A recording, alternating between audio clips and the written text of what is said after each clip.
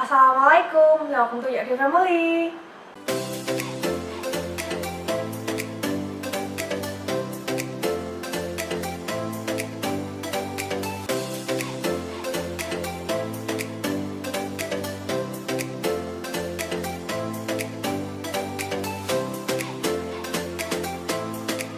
Hai teman-teman semua, di video kali ini aku akan kasih info update terbaru nih mengenai tata cara pendaftaran atau syarat-syarat apa aja yang dibutuhin untuk kalian daftar pasca sarjana atau S2 Hukum di Universitas Indonesia. So, keep on watching ya. Sekedar informasi aja nih buat teman-teman semua. Aku sekarang sedang menempuh S2 semester 3 di Fakultas Hukum Universitas Indonesia. Dan aku sendiri saat ini memilih untuk mengambil peminatan hukum ekonomi atau hukum bisnis ya. Dan di UI ini sendiri buat teman-teman tahu ada dua tipe kelas. Yang pertama adalah kelas reguler, yang kedua adalah kelas karyawan. Nah, untuk kelas reguler ini sendiri kelasnya ini biasanya pagi teman-teman. Jadi dari sekitar jam 8 pagi sampai mungkin ada yang sampai sore ya, sampai jam 3 atau jam 4 kayak gitu. Sedangkan untuk kelas karyawan atau kelas malam biasanya ini dimulai sekitar jam 5 atau jam setengah 7 gitu sampai jam 9 malam. Saat itu aku memilih untuk daftar di kelas pagi atau kelas reguler karena memang pada saat itu aku belum bekerja ya teman-teman. Jadi memang waktu itu belum ada kegiatan lain atau kesibukan lain nih. Jadi aku mikir ya udahlah nggak apa-apa kelas pagi aja atau kelas reguler. Jadi biar malamnya itu ya langsung istirahat gitulah ya, maksudnya nggak yang masih berkutat gitu sama perkuliahan. Tapi karena untuk kalian teman-teman yang bekerja yang memang pagi sampai sorenya itu sudah ada kesibukan lain di kantor, aku saranin kalian mending ngambil di kelas karyawan aja, kelas malam, biar nggak mengganggu pekerjaan kalian. Nah, mungkin juga ada nih beberapa teman-teman yang tanya di kolom komen ya, selain hukum ekonomi ada apa aja sih kak, kayak gitu kan. Kalau setahu aku itu ada hukum ekonomi, terus ada hukum tata negara atau HTN, lalu ada hukum peradilan atau hukum pidana, lalu ada hukum internasional, juga ada hukum Islam. Tapi setahu aku pada saat aku mendaftar 2 tahun lalu itu memang tidak setiap tahun semua peminatan itu buka. Jadi setahu aku waktu itu yang buka tuh hanya beberapa aja gitu loh, nggak sampai semuanya tuh dibuka berbarengan. Oh iya, di video sebelumnya aku juga udah pernah bikin tentang Q&A jurusan hukum pasca sarjana di UI ya. Tapi berhubung sekarang nih kan syaratnya udah ada beberapa yang berubah ya, ada beberapa yang bertambah. Jadi banyak beberapa dari teman-teman yang tanya ke aku nih, kayak misal ini kayak gimana kak, yang memang ternyata persyaratannya cukup berbeda dari tahunku. Jadi di video kali ini aku akan membahas sedikit lebih detail tentang hal-hal apa aja yang diperluin saat kalian akan mendaftar di S2 Hukum UI. Yang pertama, lulusan program sarjana hukum dari Universitas seluruh Indonesia dan program studinya terakreditasi A atau unggul ya. Yang kedua, IPK S1-nya harus minimal 2,75. Lalu yang ketiga, tentu aja harus mengisi dan mengumpulkan formulir pendaftaran yang disediakan di web penerimaan UI ya. Lalu yang keempat, menyerahkan 2 surat rekomendasi. Nah, yang pertama ini surat rekomendasi dari atasan di kantor dan surat rekomendasi dari dosen di S1 kalian.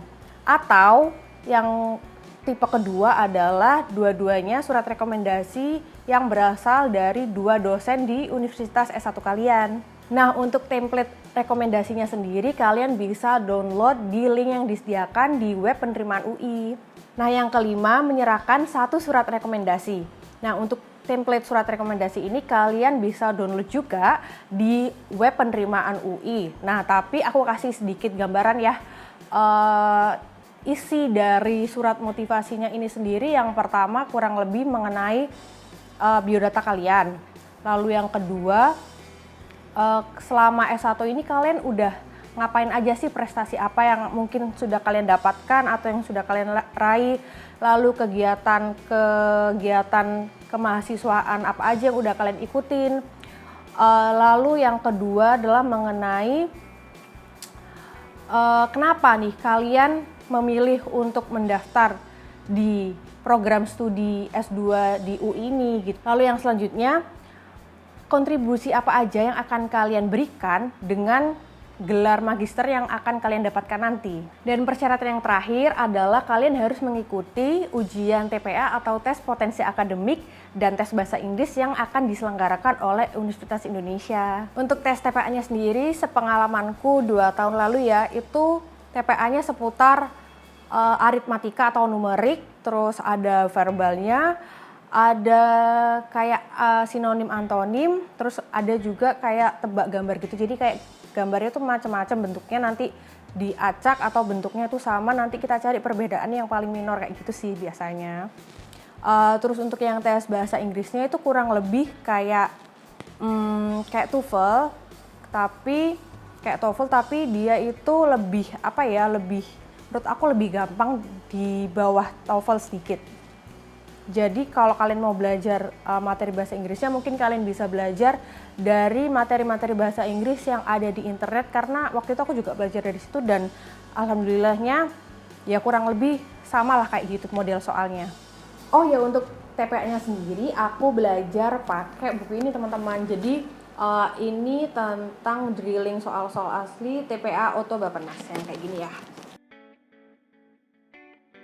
Oh ya, bukunya ini kalian bisa dapetin di marketplace ya, karena kalau aku kemarin nyarinya di Shopee itu sekitar 100 ribu sampai 150 ribuan kalau seingatku ya.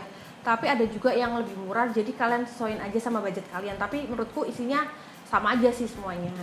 Kalau menurutku pribadi buku ini worth to buy banget nih teman-teman. Kenapa? Karena benar-benar membantu aku pada saat hari H tes TPA, karena memang meskipun soalnya nggak sama persis ya, tapi model-modelnya ini benar-benar sama model-model soalnya, kayak misal nanti keluarnya itu kayak gimana itu sama persis modelnya meskipun angkanya nggak sama ya.